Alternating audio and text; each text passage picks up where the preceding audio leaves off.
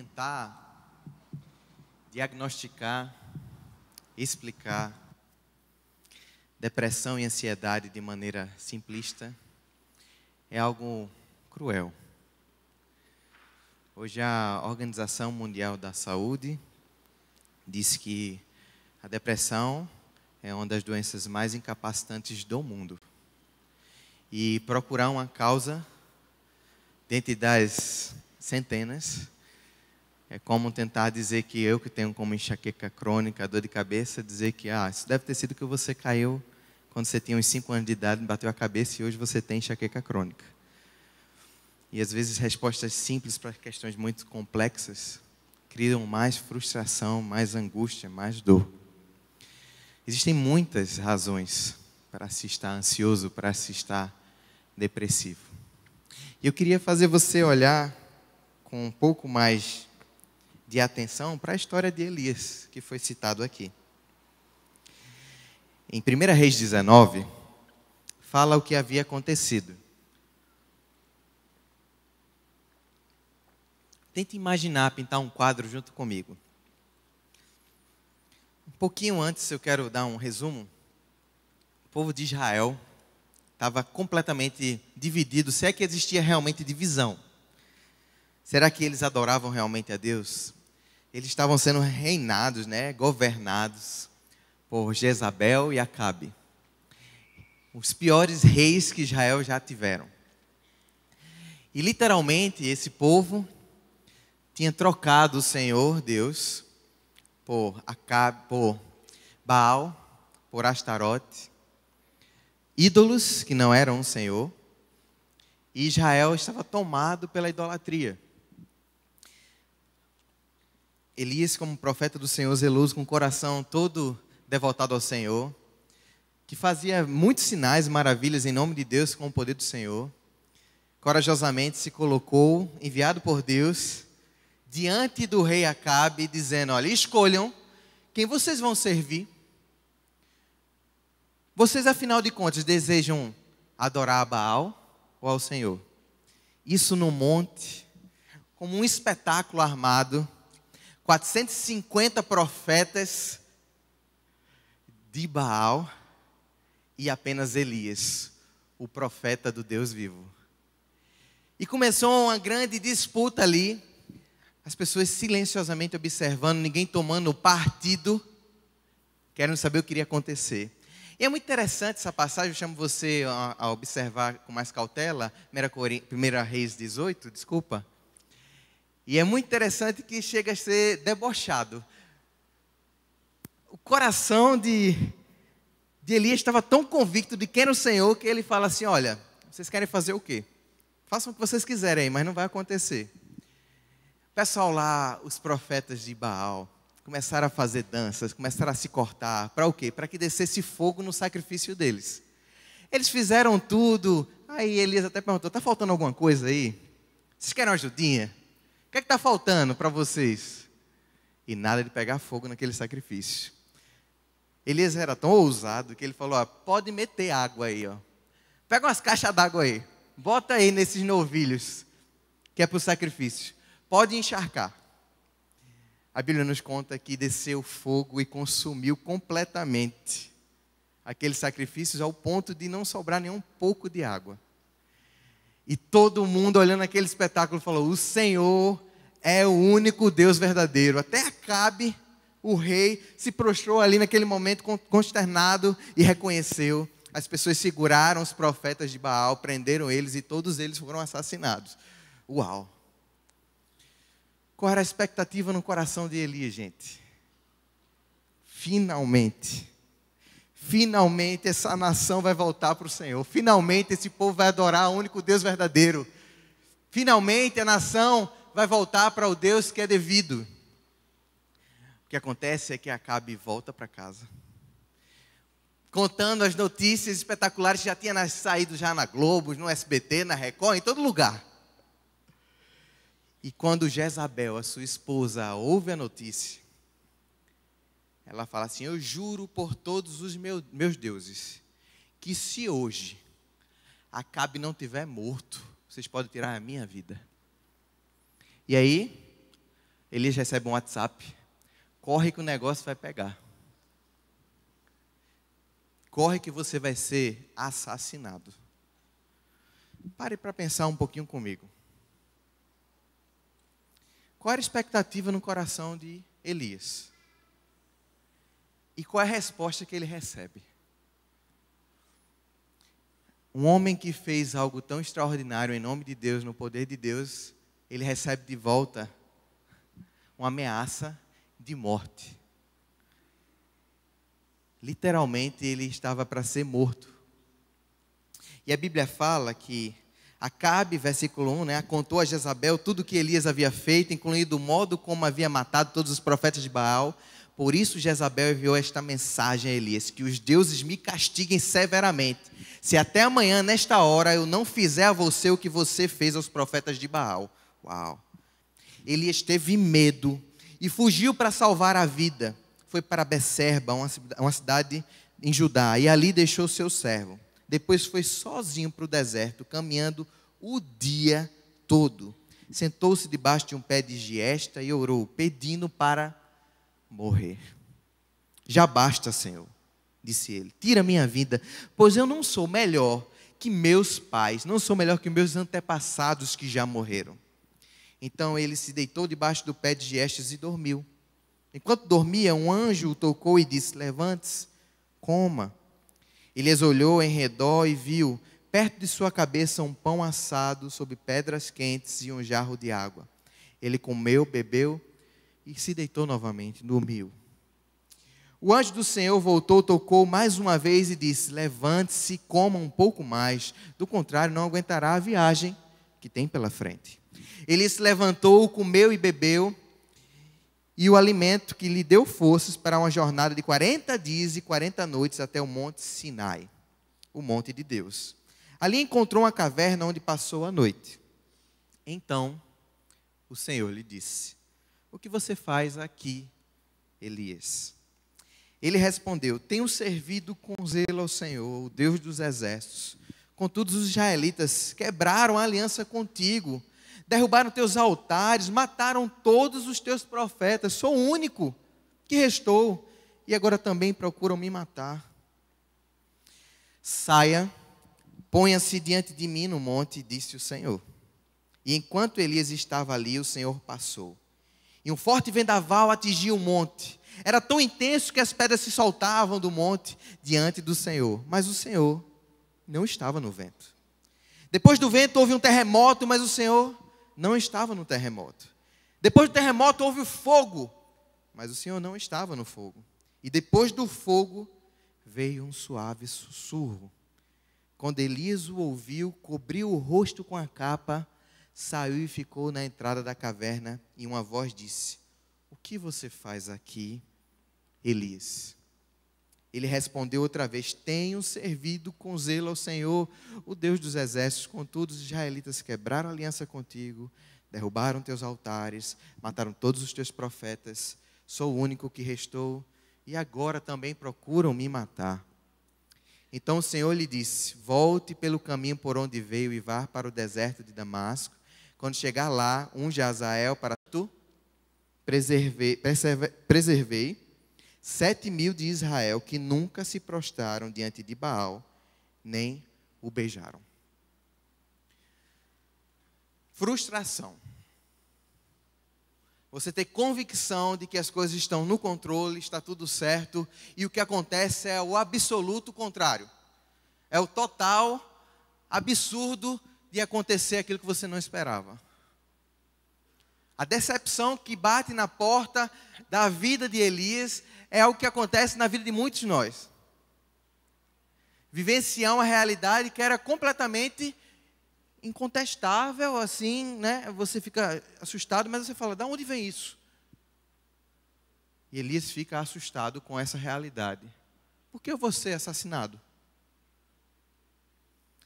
Alguns estudiosos já falaram que até fisicamente falando, Elias passou por um momento de tanta tensão, de tanta pressão e de tanto esforço, que até fisicamente falando, isso foi duplamente difícil para ele.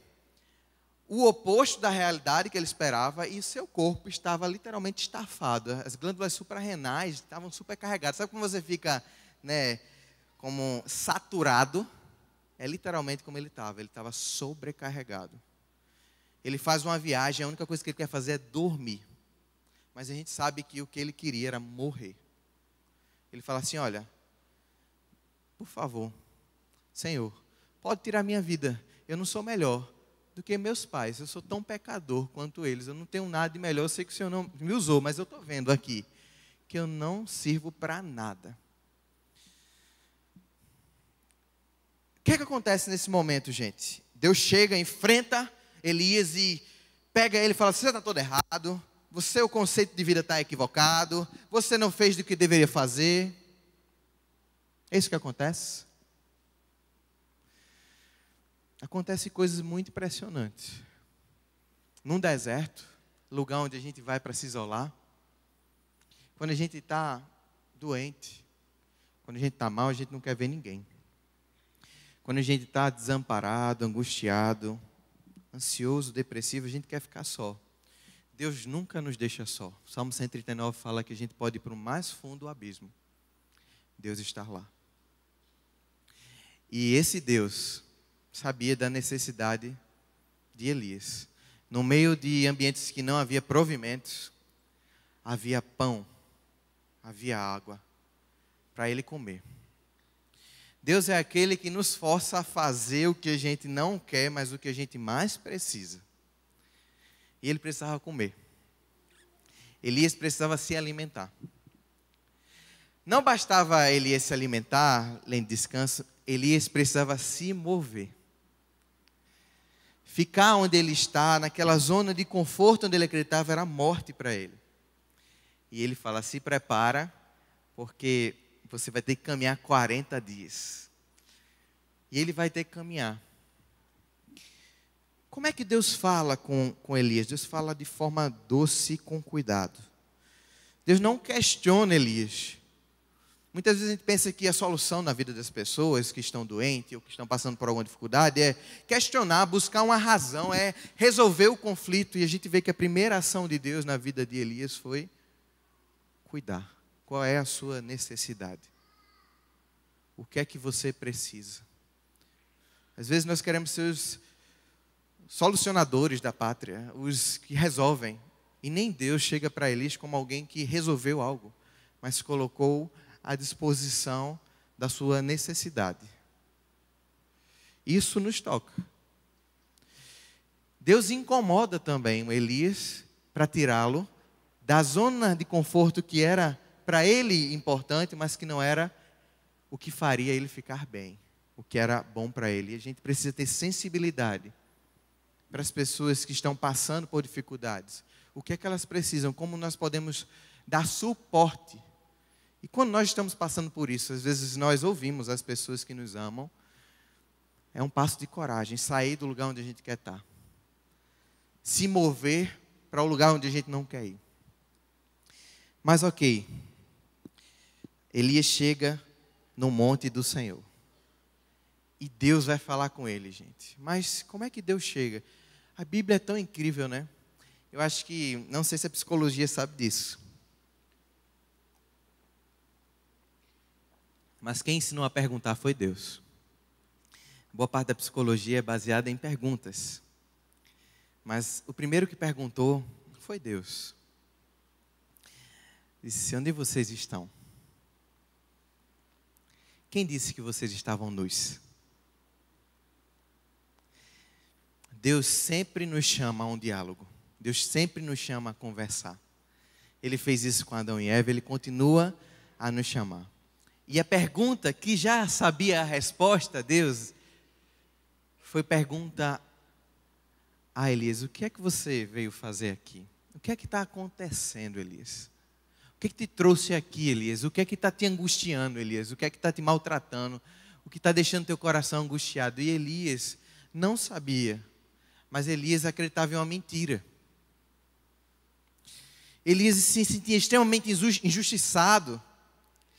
E mais, Elias se sentia sozinho. Deus escuta e não fala nada. Ele apenas diz assim: espera, eu vou falar com você. Como o ouvido atento é tão importante em momentos de dor. Como ser paciente e escutar alguém que sofre, ao invés de ter respostas, mas ter ouvido, é algo que começa a sarar corações. Nós aprendemos com Deus a sensibilidade do ouvir. Nós acreditamos que Deus é a palavra, mas nós estamos vendo aqui um Deus que silenciou para cuidar do coração de Elias. Ouvir é muito importante. Quanto tempo você passa para escutar as pessoas que você ama, que estão próximas a você? Ouvir é muito necessário. E às vezes a gente pensa que Deus se move de maneiras extraordinárias para fazer grandes coisas. Vem um grande trovão, vem tempestade ali, vem o supervento, vem o fogo, vem tudo, o terremoto. E onde é que Deus está, gente? No sussurro. Deus sabia o tratamento que Elias precisava. Claro que Deus tratou pessoas de várias maneiras diferentes, mas Elias estava abatido, fragilizado, angustiado, e Deus chega a falar o coração de Elias de maneira suave e tranquila. Irmãos, Elias queria morrer. Você sabia que Elias não morreu, né? Elias foi levado aos céus. Deus curou Elias, deu uma missão, disse assim: olha, sinto muito, Elias, você precisa saber de uma coisa, o que está batendo no seu coração, olha, você precisa sair desse foco. Esse foco agora você vai descobrir. Elias, você não está só. Elias, você não está sozinho. Primeiro, eu sou Deus, Elias, eu estou com você. Não é a Jezabel que deve dar medo de você, tema a mim. Elias, você não está só. Existem 7.000 joelhos que não se dobraram. Você não é o único profeta do Deus vivo, Elias. Não tema, não ache que você está sendo todo assim, um caminhão de maldade está vindo sobre o mundo e agora vai passar sobre você. Eu continuo sendo Deus. Eu não mudo, Elias. Eu sou o Deus vivo. Eu continuo sendo o Deus que segura a onda. E ele descobriu que era o Deus que podia segurá-lo. E ele fala: Elias, continua a sua missão, Elias.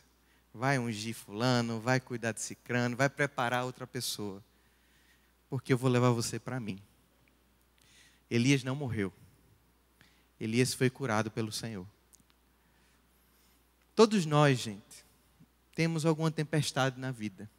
Ou pelo menos temos alguém que nós amamos que pode estar passando por uma tempestade. Deus quer nos ensinar através dele mesmo, como ele cuidou de Elias. Qual foi a forma que Deus cuidou de Elias?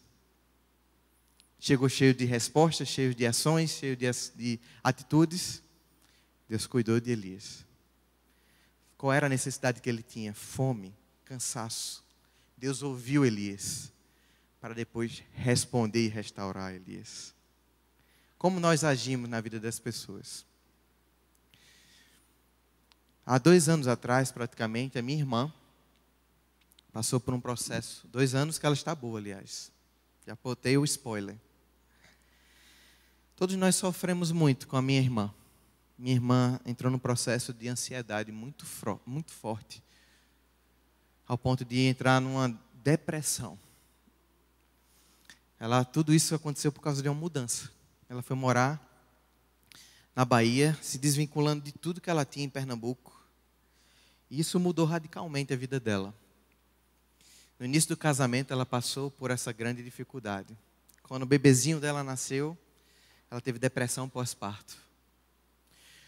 Todos nós da família não sabíamos o que fazer. Quando um adoece, todos nós também ficamos doentes. Mas sabe o que nós fazíamos, gente? Era o que a gente podia fazer. Estar próximo. Orar. Perguntar. Estar junto e dizer o que a gente pode fazer. Buscar informação. E dizer: Deus, nós estamos aqui. Nós não temos as respostas, mas queremos ser usados por Ti. Minha irmã continua passando por diversas tempestades na vida. Eu não sei te explicar o que aconteceu na vida da minha irmã. Inclusive, quando as coisas pioraram, Deus curou a vida da minha irmã. E a tempestade continua passando, ela tem um grande guarda-chuva que é o Senhor. O que eu quero dizer é que Deus, Ele não desampara a gente na dor ou sem dor. Ele continua conosco. O que nós precisamos é caminhar com Deus na dor e no sofrimento. E sem Ele, ser o que minha irmã tem sido para mim hoje. Um grande testemunho de como vivenciar a alegria de Deus em meio à dor e pós-dor. Como ela hoje é uma torre forte para quem passa por isso. Que Deus te abençoe. Que Ele seja a voz no deserto na tua vida. Mas que também sejamos a voz de quem está no deserto. Pelo que Deus está fazendo na gente.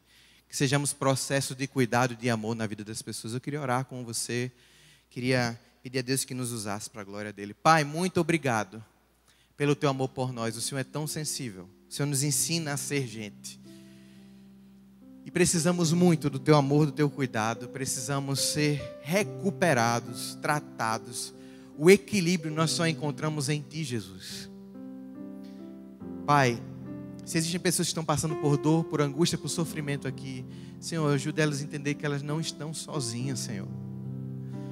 Leva elas, Pai, a saírem daquela zona, daquele ambiente que as maltrata, Senhor. E nos ajuda a sermos processo de apoio, Deus. Desse incômodo que é um incômodo bom, de tirar as pessoas do isolamento, de tirar as pessoas daquilo que as maltrata. Ajuda elas a procurarem tudo que é importante, tudo que é necessário para cuidar da sua saúde. Apoio psicológico, tudo que é necessário como medicamento. Especialmente a Tua presença, Jesus. Nesse momento nós ficamos tão desanimados que não queremos às vezes nem orar, Pai. Não queremos nem falar contigo, mas Pai, muito obrigado porque o Senhor não é instável, Pai. O Senhor não nos abandona quando nós não queremos às vezes falar contigo. O Senhor sempre continua próximo de nós. O Senhor é o Deus que não nos abandona. Onde nós podemos ir que o Senhor não está? Como nós podemos fugir da Tua presença? Nós te agradecemos, Senhor, porque o Senhor é o estável da nossa relação. Nós te agradecemos porque o Senhor nos salva, porque o Senhor nos ama, porque o Senhor nos restaura, Pai. Não há nada impossível para Ti. Queremos te pedir, Senhor, cura todos os corações, Pai, que estão aflitos, angustiados, com medo, que estão tão desanimados, Senhor, porque o Senhor é a verdadeira alegria, o Senhor pode usar de tudo, Senhor.